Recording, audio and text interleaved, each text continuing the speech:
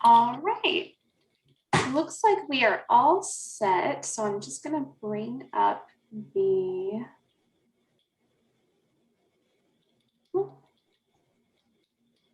slides for everyone. Can everyone see that?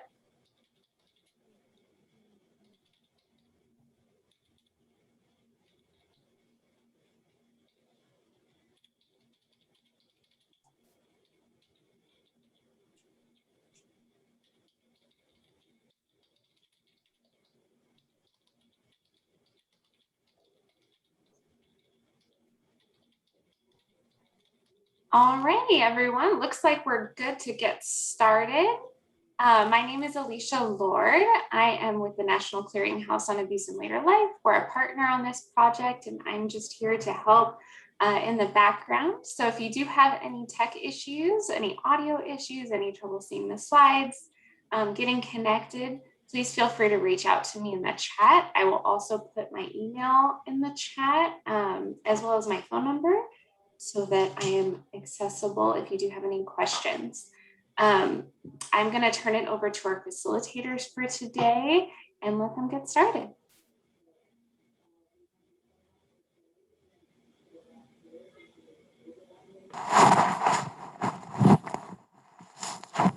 Khi-Lynn, you want to take it away? Sure. I'm Khi-Lynn Johnson, the lead technical advisor at the National Center for Elder Abuse and MDT Training and Technical Assistance. Thank you everyone for joining us today. Prior to this, I was a program coordinator for New York City teams in Manhattan, Queens, and Staten Island. So I look forward to continue to see you guys, continue to work with you guys. We've become quite familiar in the PLG discussion. So I look forward to the webinar this afternoon and working with you guys in the future. I'll pass it off to Allison.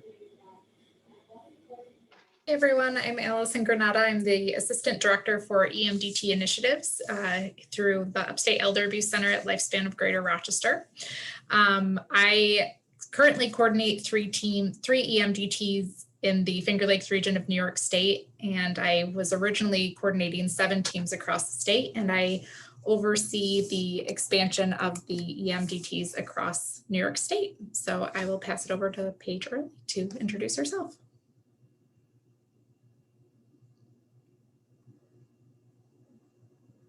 Oh, Paige, you're still muted. Working on it. Sorry about that.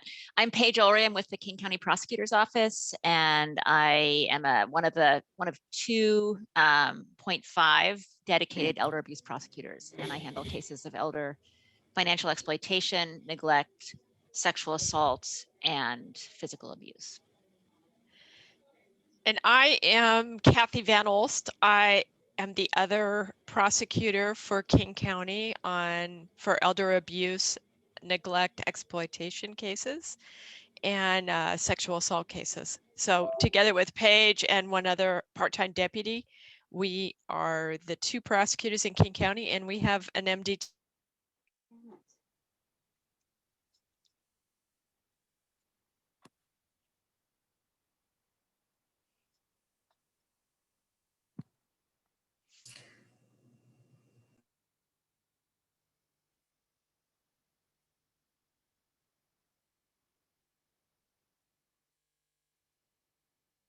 All right, thank you so much. Allison or Khi-Lynn, I'm not sure who is going over the learning objectives today.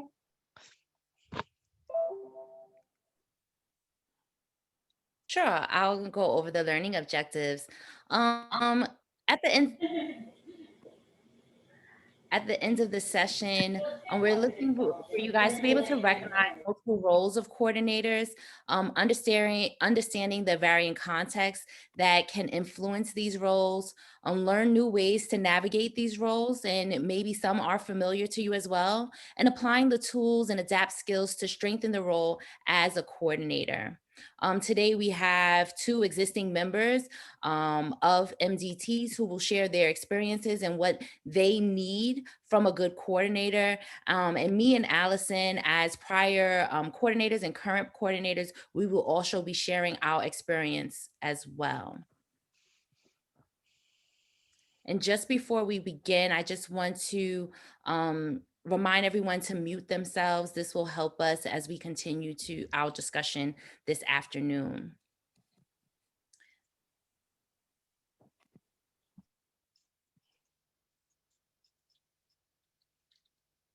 So Alicia, you can go to the next slide.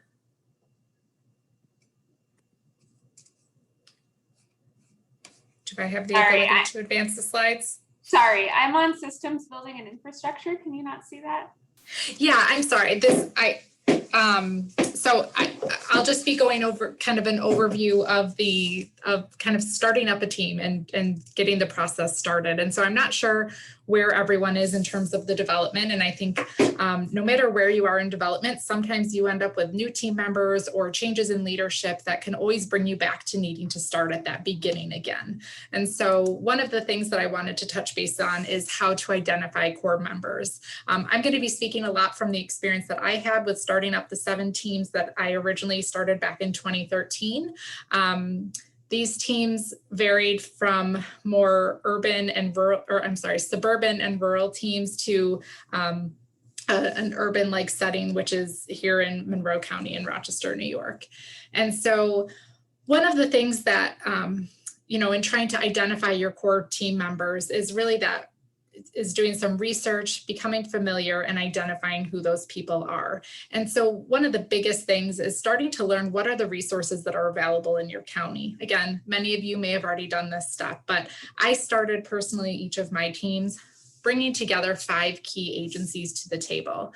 And so I always look to have somebody from Adult Protective Services, our Office for the Aging or AAA, law enforcement, district attorney's office, and a civil legal service provider. And that's who I did my best to start to bring to the table to then expand from there. What I was trying to do when I was first identifying is learning more about with each county that I was in, who the heads of those agencies are, who do I need to reach out to, and who do I already know that I may be able to call on to assist with doing that initial reach out. Having an understanding of the agencies before you reach out to them can be very beneficial. Knowing where their jurisdiction falls, knowing what their referral process is, knowing the types of cases they take, just becoming more familiar with those potential agencies that are going to be represented on the team. One of the other things I did was I printed out a county map of each of the counties that I worked in, and I had to include all of the towns and villages that were listed just so that I could become a little bit more familiar. I'm based out of one of the counties, and obviously I'm not in all 7. I was not in all 7 of them, but I started to serve each of the 7. And so I wanted to be able to have an understanding of how long did it take to get from this place to the county seat? How long did Adult Protective Services have to drive in order to get from where their offices are to go and see one of their potential cases, just so that I had a better understanding of what some of the potential barriers that some of our team members were up against. I also, looked into some of the census data to find out what the older adult population looked like in each of those counties based off of the most recent census data. And then trying to identify if there were any services that are dedicated specifically to older adults or specifically elder abuse. And Alicia, I'm sorry, am I able to advance the slides or are you doing that?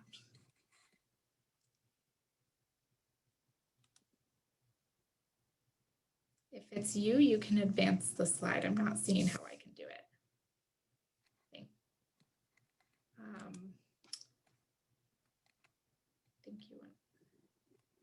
There we go. Okay, so I am so sorry. You're okay. My computer just crashed right in the middle of trying to change it. So I am so sorry. Of course it did. No problem.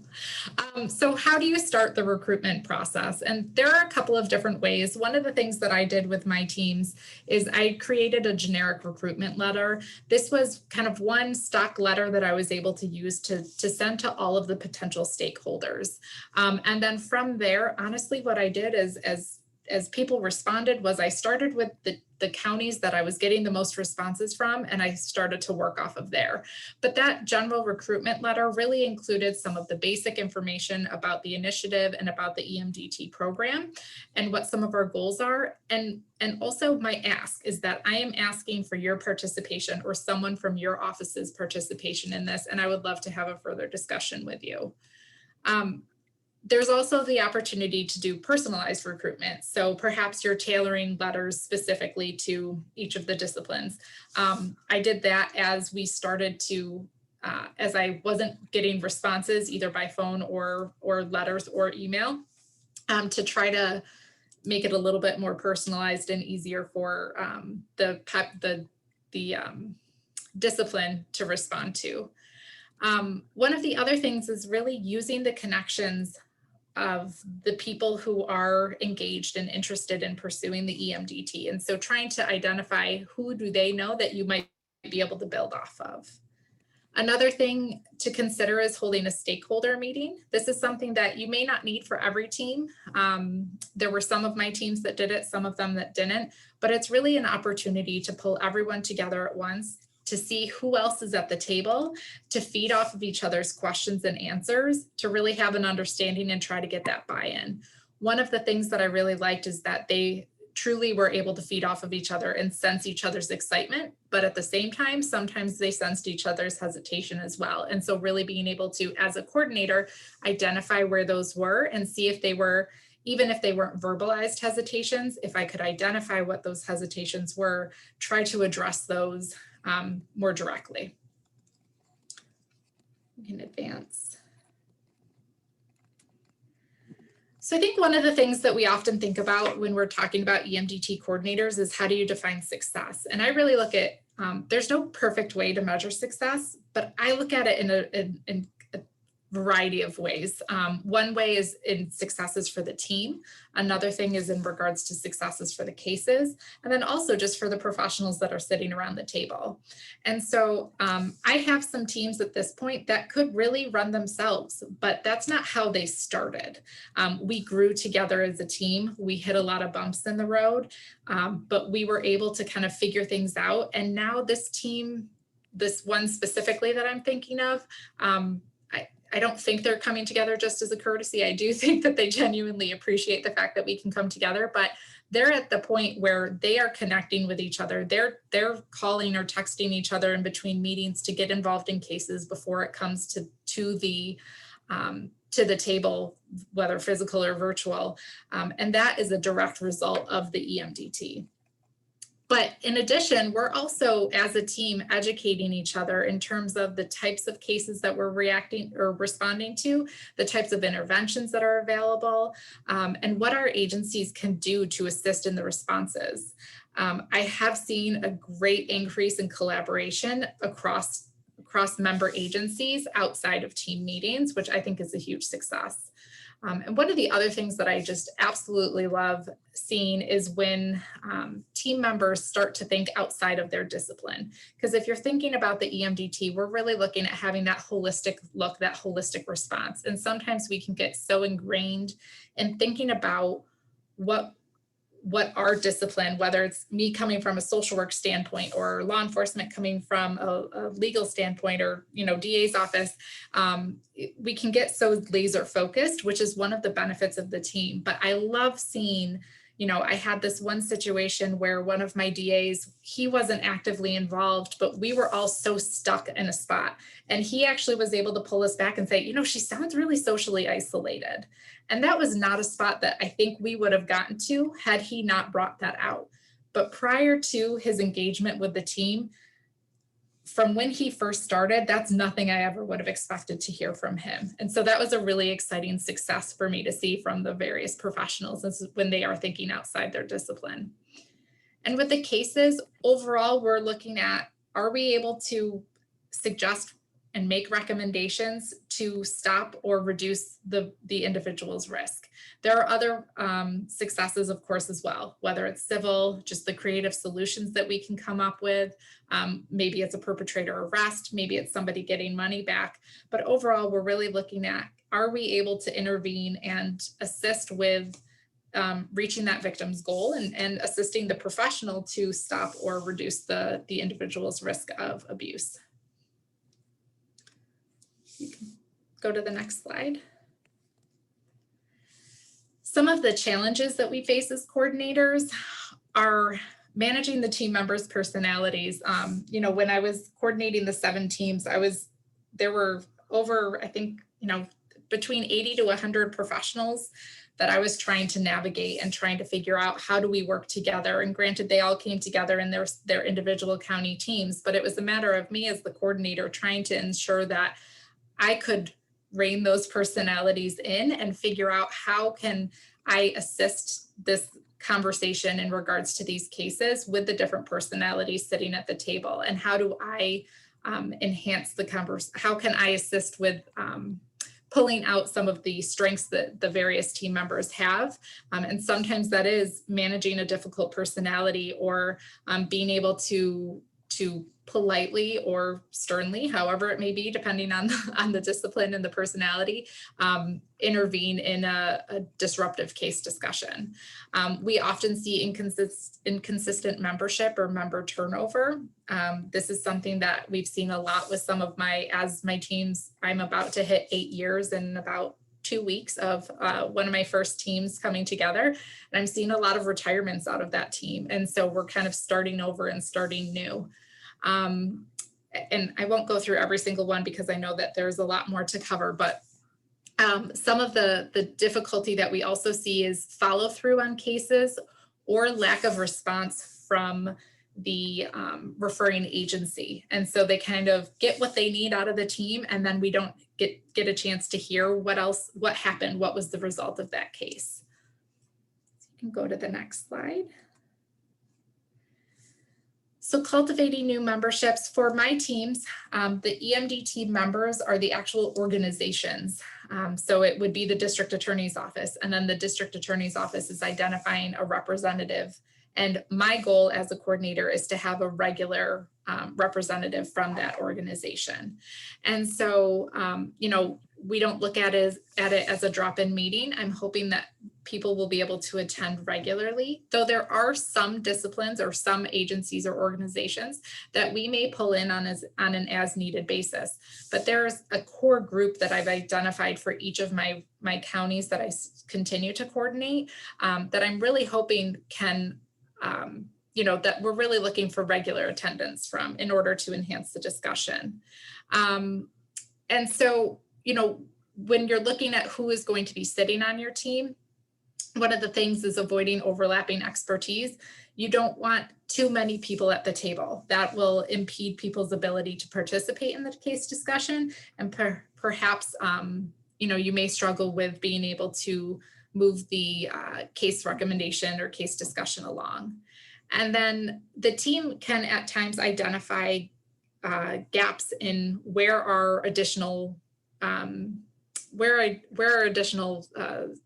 expertise is needed. And so, you know, for one of my teams, we identified that based off of the cases that we were discussing, we would really benefit from having a regular attendance from the Attorney General's office. And so we were able to identify and add that discipline to our team.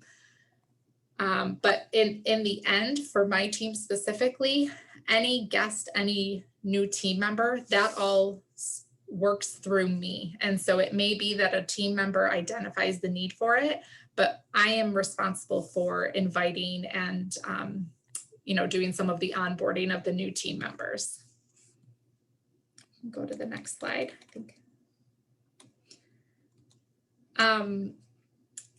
So cross-training, this is a huge benefit of everybody coming to the table, whether again, it's physical or virtual.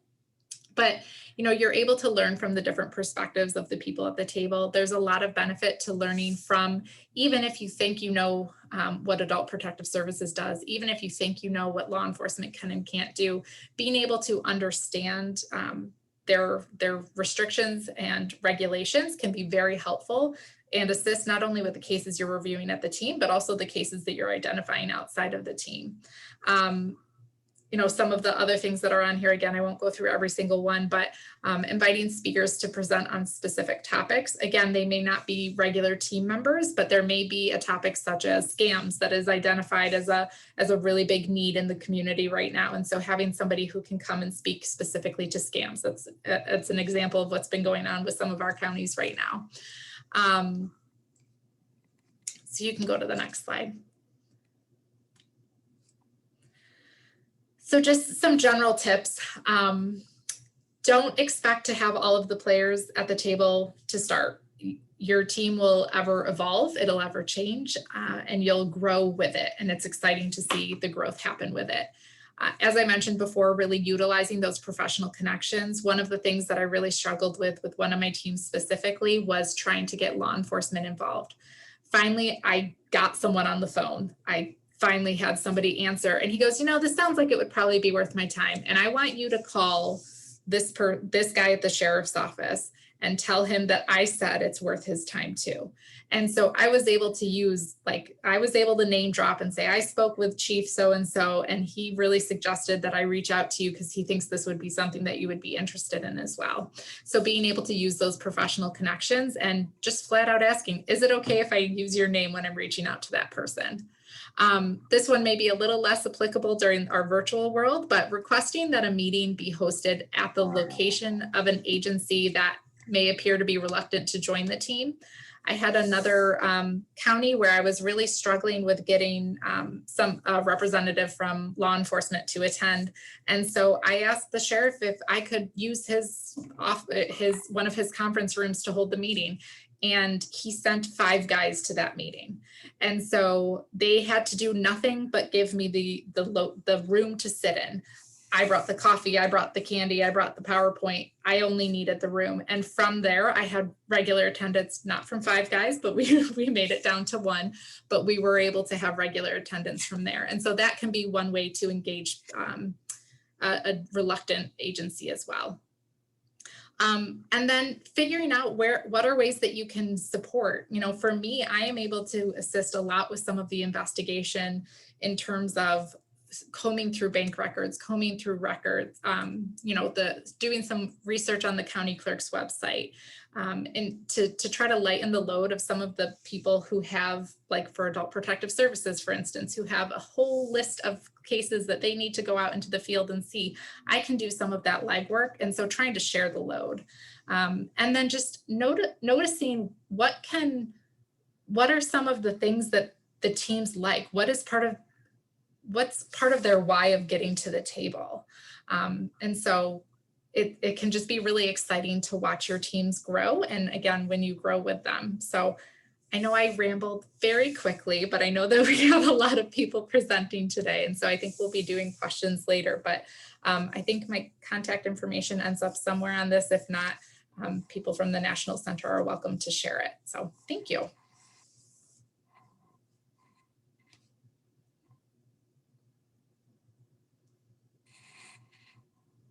Khi-Lynn, I'll turn it over to you.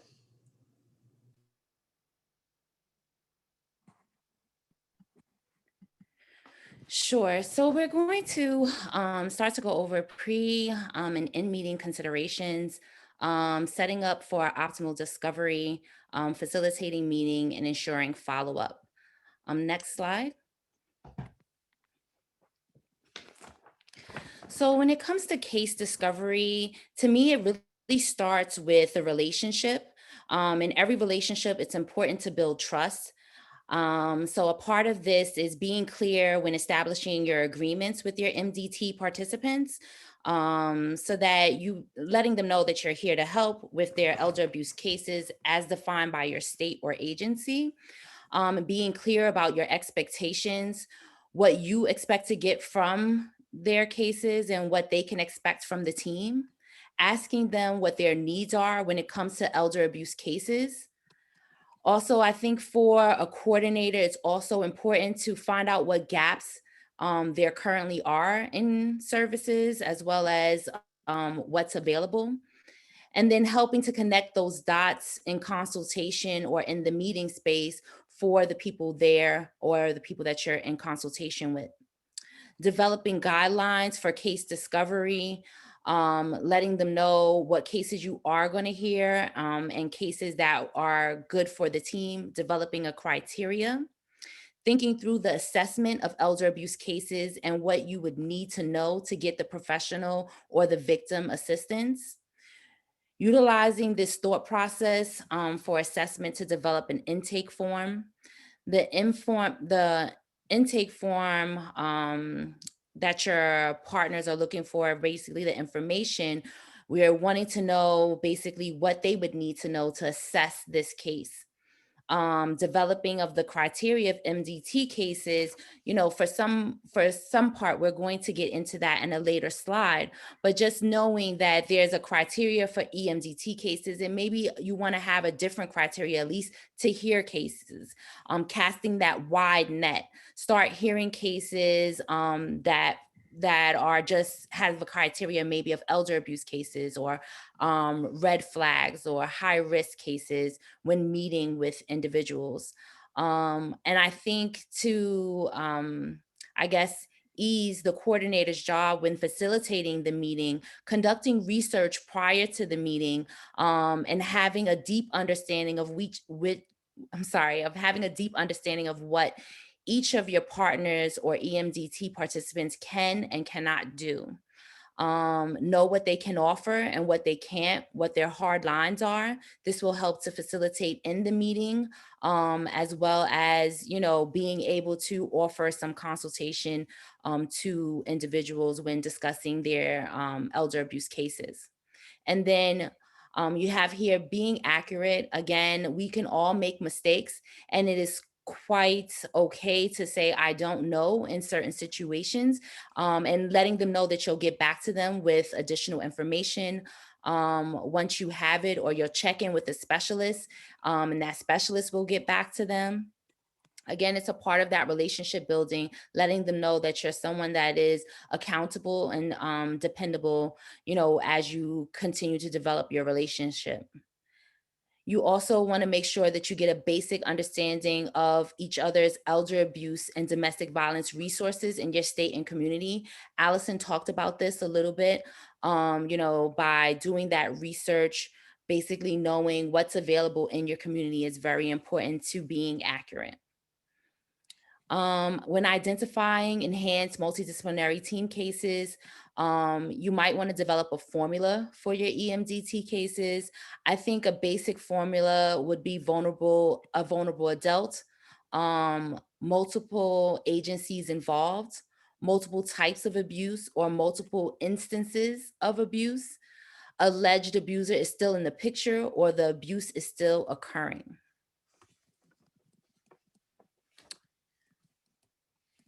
When you think through these cases, you want to think, how could the team help? As you continue to facilitate these meetings, you'll get a sense for the plans that are developed and the limitations of each of your partners. You'll gain a sense of how the case will be processed by the team.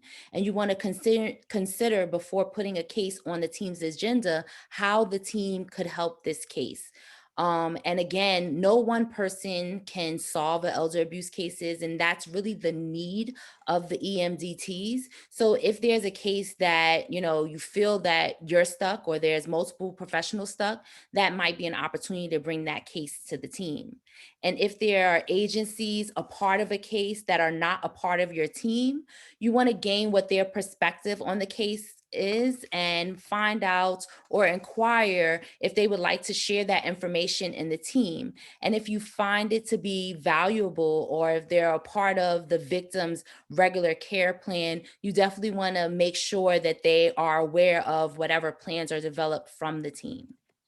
When facilitating the team meetings, you want to inform participants ahead of time of what cases are on the meeting agenda so they can prepare case plans and follow up and recall details. Some meetings you have new cases that are on, and then you might have some cases that you just need additional information. Maybe someone reached out to you to state that they're having an issue, or there's a barrier, and you just want to revisit that, have the teams talk about it. So you want to let the team know ahead of time what cases are going to be on. It'll help them prepare for that meeting.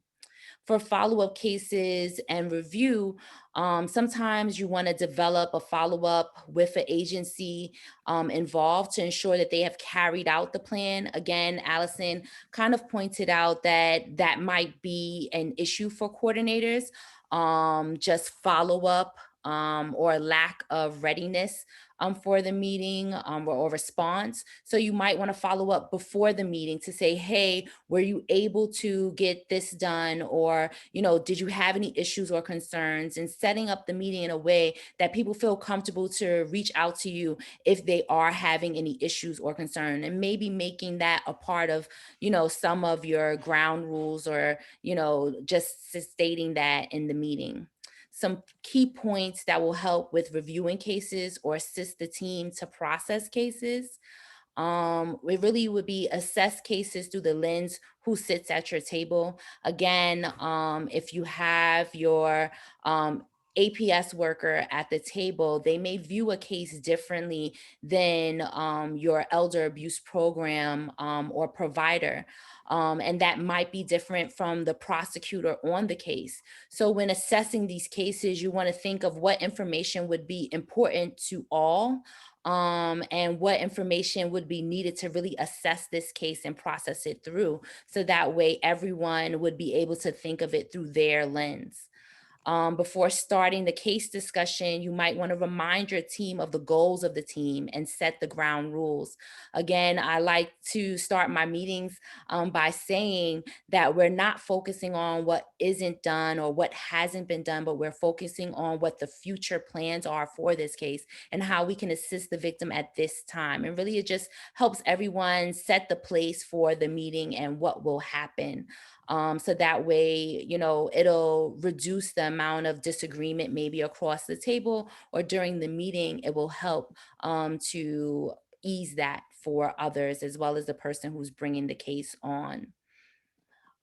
Ask if their assessment of the case, if there's any bruising or lack of care. Ask to identify any red flags when you're thinking about engaging your specialist. These are some ways in which you can engage them, asking them if they see any red flags, what those red flags may mean to the team, and how we can utilize some of the things that they recognize to be able to develop a care plan or an action plan. And then you might want to engage your specialist by asking them if they can assist by contacting a professional in their field, if we feel that's a part of the action plan, if we need additional information, if they could develop a financial plan to stop financial bleeding. And again, for maybe a civil legal attorney, if they can work with the victim to draft an estate plan or a will or something of that nature if they have capacity. But those are ways in which you can engage your specialists. Next slide. For post-meeting, I think it's always important to communicate to ensure your participants that, this is the case plan. This is how we're going to move forward. So that way everyone is on the same accord. Everyone has the same information going in and coming out, that the care plan is communicated clearly, whether it's written or verbal, that everyone leaves the meeting knowing exactly what they are going to do. And after you end that discussion on a particular case, you might want to make it clear at that time what the takeaways are for that case, and what people will be working on. So again, you want to communicate with participants to contact other agencies involved if there are any new developments on the case.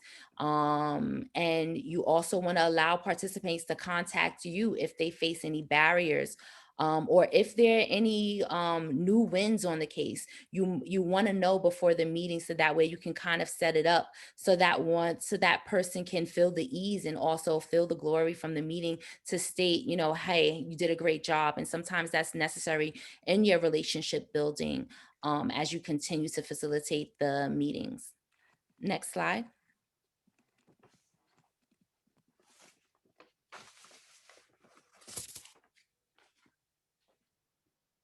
All right, it looks like we're going to turn it over to Paige and Kathy if you guys want to unmute yourselves.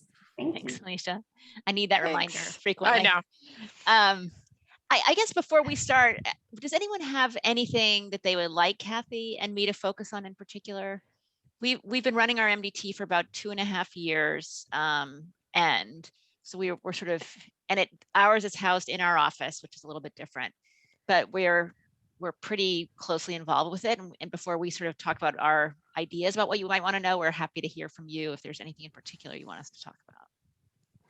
Yeah, and please feel free to unmute yourselves and join in the conversation, and I will stop sharing so that we can see all of your lovely faces. Please feel free to unmute yourself or put anything in the chat as well. I can sort of start off. I was just going to follow up on some of the things that Khi-Lynn had mentioned in her slides about meeting facilitation. I think that's something that we have encountered. And so, but feel free to engage or shout out a different question if you have something that you're thinking about either on that topic or something else with regard to your MDT. I think that one of the biggest things, Paige, that we have found is that over time we have changed the way that we prepare presenters for our MDT case discussions. So I don't know if other people have found that, but one of the important things that we have realized and we are working with our coordinator to do is to work with the person that is referring the case to our MDT to make sure that they feel adequately prepared to present the case. And in an important aspect of that is to present that the coordinator works with the referrer to anticipate perhaps difficult questions that might come up at the MDT. Things that we wouldn't want anybody to feel defensive about what has happened. And so bringing that out early, while the coordinator is sort of talking through some of those issues, I think we feel will be really helpful in our discussion of cases. I don't know if anybody else has experienced that or tried that.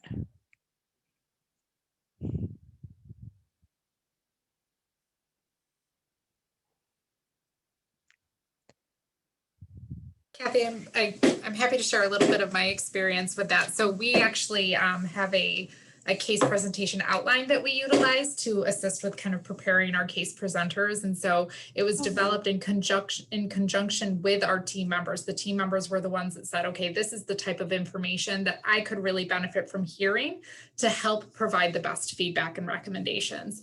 And so it's something that sometimes we have all of the information people are looking for, sometimes we don't, but it's one of the resources that I provide to our case presenters so that they can have, and I always encourage them, do your best to write out your case presentation, because sometimes there is so much going on in a case that people will skip or jump or lose their place and forget to provide key information. And so that can really assist people in feeling more comfortable and confident and prepared in presenting a case.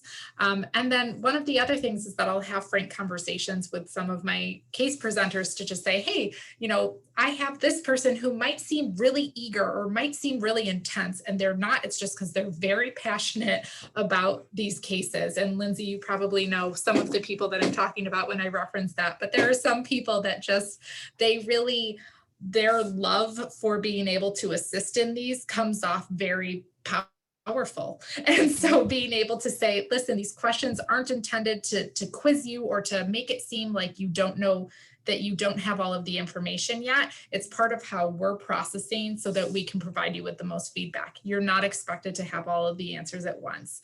And that's also something that I'll remind people within a case meeting as well.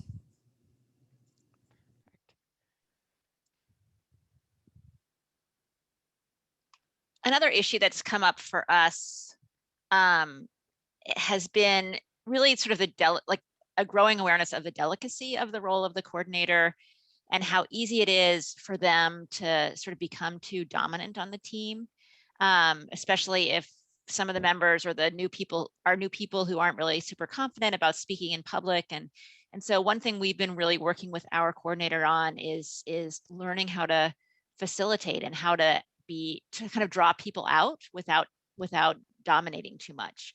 And it's a real skill. And I know you guys have done some trainings on this, and I think that's fantastic. But it's something, it's sort of a constant work in progress, because it's not an easy role. I mean, to be a really good facilitator or coordinator, you actually have to be, what you want to be doing is getting the members of your team to shine. And that means you kind of stepping back and really sort of coaching people and working with people, as Allison has said.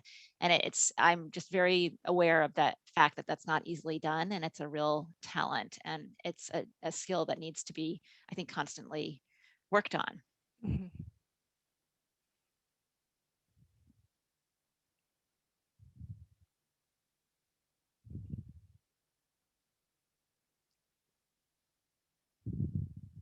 Lindsay, were you going to say something? I thought you had unmuted right before I spoke. Yeah, well, I was going to just kind of add on, and it fits with what you're saying too, though, about the role of the coordinator in drawing, team members into like the decision-making process, I think, around the structure of the team. And so, I really liked when Allison was talking about, her case presentation outline, that was like a team activity, to put together like what each discipline needs to know in order to participate in a case discussion. And so I feel like there's so many benefits to, using the meeting time as the coordinator to take more of like that facilitator seat and have an activity that the team can do together to draw out that information. And it's like cross training, it's accountability, it's buy-in, it's ownership of the work that they're doing. So there's so many benefits to that, I think. Yeah. And I don't know if anybody else felt it, but Allison, I would love it if you would share your just what you've put together for presentation. Sure. Great. Yeah, and I actually based it off of something that the original MDT coordinator from NICEAC, Robin Roberts, had created, and then we developed it off of that. So I'd be happy to share it. That would be great. I would love to have give that to our coordinator, and sort of have him have a conversation with our whole team off of that to sort of help us formulate something similar. I think one of the things that can be so interesting and challenging is how do you develop that team feel, and especially right now during that virtual world. And so I think that with some of my teams, I became I was the one that they picked on.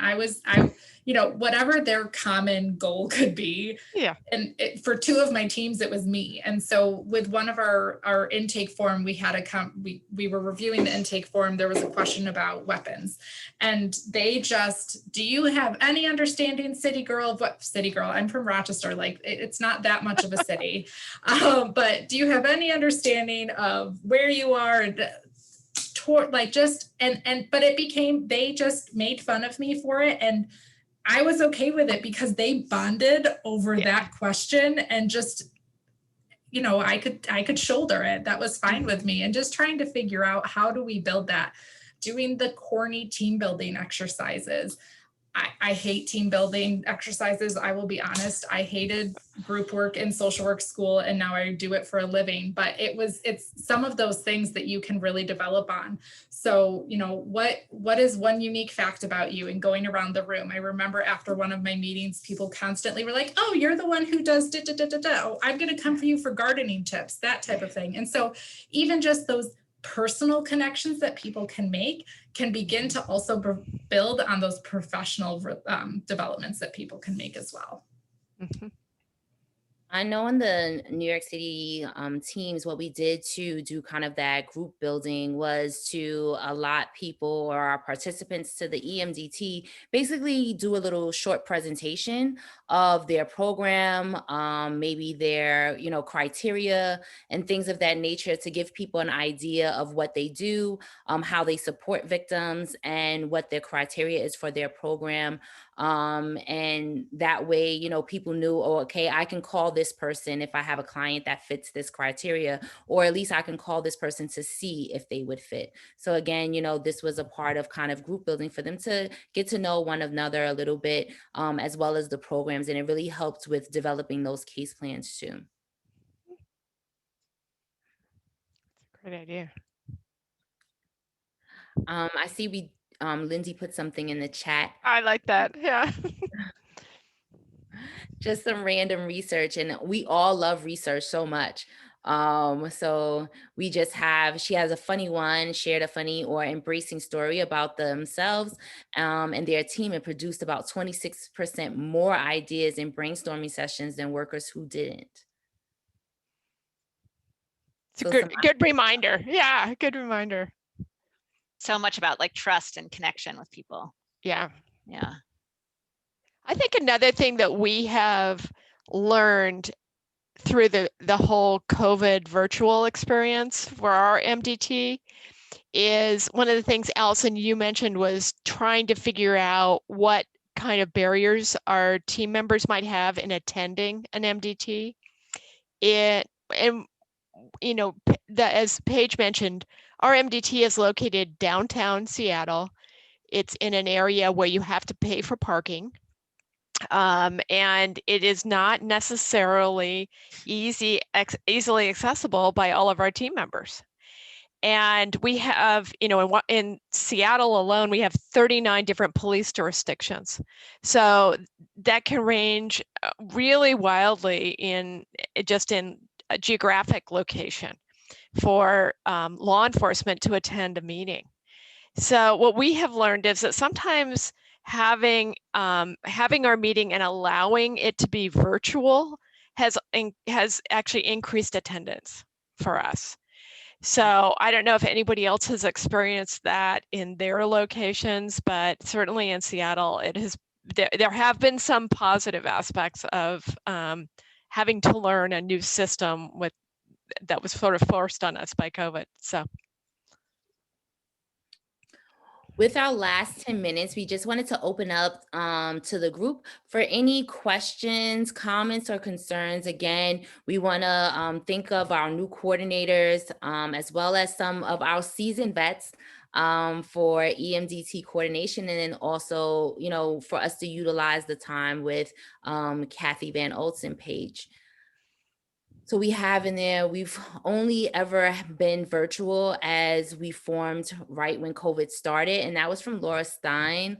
And again, I think starting in this virtual world is, I would say I would give you a gold medal. I heard that today is Superhero Day as well. And so I think that coordinators who started during COVID, during virtual, they deserve a superhero, like a superhero star at this time, because, part of those relationships and starting and coordinating and facilitating is developing those relationships. And it's so hard to do virtually that, I really, give you guys all the praise for starting during COVID and starting virtually.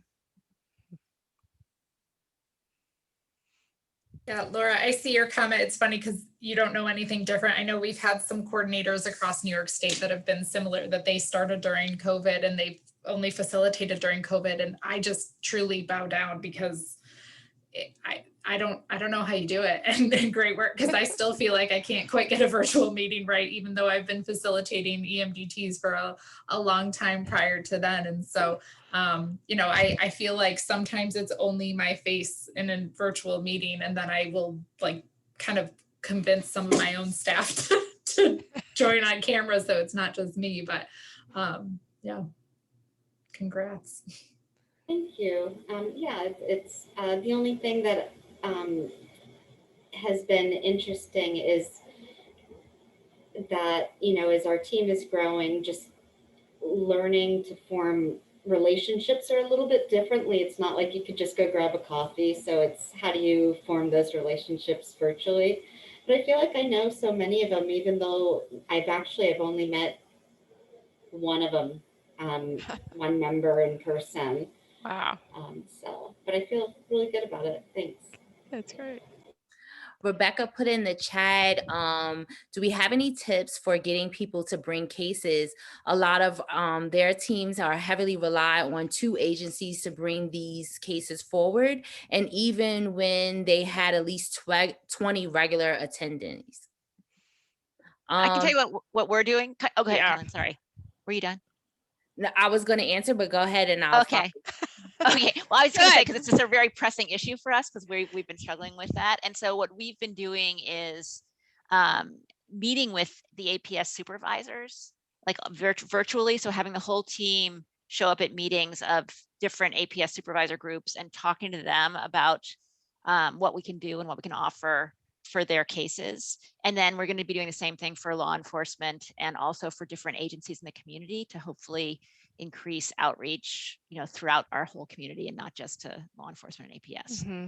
But go ahead, Kylie, what were you going to say? And the only thing I would add to that, to Paige's comment, is that we also, our coordinator, we're assisting our coordinator in getting email lists of all of the law enforcement, for instance, in King County, to send out just an email saying, I'd love to touch base with you. Here's a brochure about what we do, to sort of be the prelude to trying to encourage them to offering us to go and talk with them some more about what our MDT is. So what we did in the beginning was make it an offering to consult with your cases with the New York City Elder Abuse Center for our core members, meaning they can call, the coordinator, or they can call the New York City Elder Abuse Center with any elder abuse case. It didn't have to fit a criteria, but if they had a question on an elder abuse case, as a core member, you could just contact us directly. And so we offered this to each individual who sat at our table. And that way it was understood from the beginning that we would look to these individuals to bring cases. And then as I started as a coordinator, I started to actively outreach to everyone who sat at the table, from elder abuse programs to adult protective services, and developed a continuous, or I would say a reoccurring meeting with them at least once a month to say, this is time that we're going to have just to talk about your elder abuse cases, and actively engaging them in discussion. And even if they had 1 case or 2 cases, if we were discussing them and seeing if I could assist, if the Elder Abuse Center could help, or if it needed what we would call the EMDT approach, which we needed multiple individuals to basically weigh in and provide their expertise. So you might want to start with just outreaching to everyone who comes to your meetings regularly and offer them the service about discussing cases directly with you, and then kind of go from there. And maybe set up a reoccurring meeting once you see what the need is. Great idea. Thank you. I'd also add some of what we've done is, one of the things that I'm trying to do that I wish I had enforced earlier on in my coordinator career, I guess, is really making sure people understood that they didn't need to decide whether or not it was appropriate for the team. That was my job. And so people what I found that was a big barrier for people to referring is that they would try to make the decision of whether or not it deserved the team approach.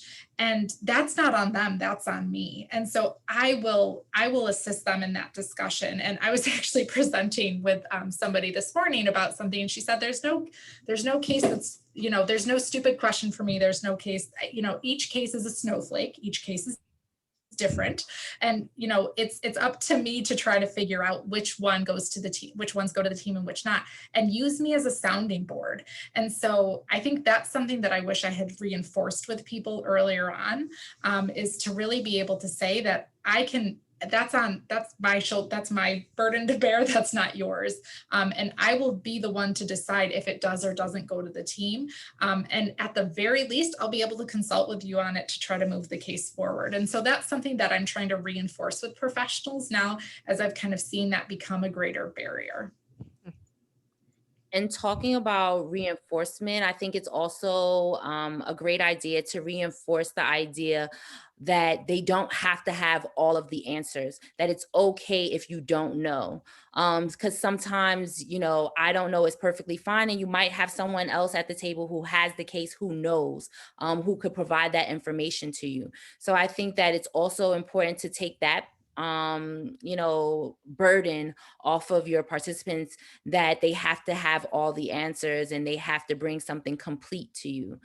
So again, just casting that wide net, that you're there to hear any elder abuse case, and that if they don't have all the information, that's fine. And then to support Allison, basically knowing that it's the coordinator who decides whether the case needs the team perspective or not.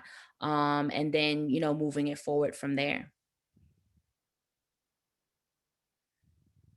Are there any last minute comments, questions, or concerns?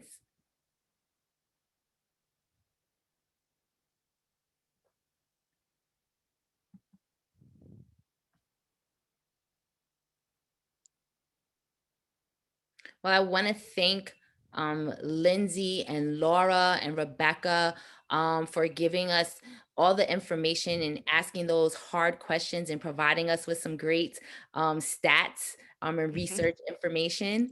And I want to thank Paige and Kathy and Allison for joining us this afternoon. And thank you all for participating. Again, like I said, today is Superhero Day, and I think it's only right that we highlight the work of coordinators, because you guys are really doing the hard work of getting everyone together, getting them out there, getting the information out there, supporting clients, and making sure that victims get the help that they need. So thank you all. And again, enjoy your Superhero Day. Don't take it lightly, because you guys do some heavy lifting on a daily basis. We do have some comments, so I'm just going to read them out. The webinar was recorded, and for all those who would like a copy, please just let us know and we'll send it out. Any additional resources or information that you guys need, we can also provide that. I know Allison stated that she would share some information. And so once we have everything together, we will send it out to everyone who registered for the webinar. Thank you, everyone. Have a great afternoon. Thank you. Thank you.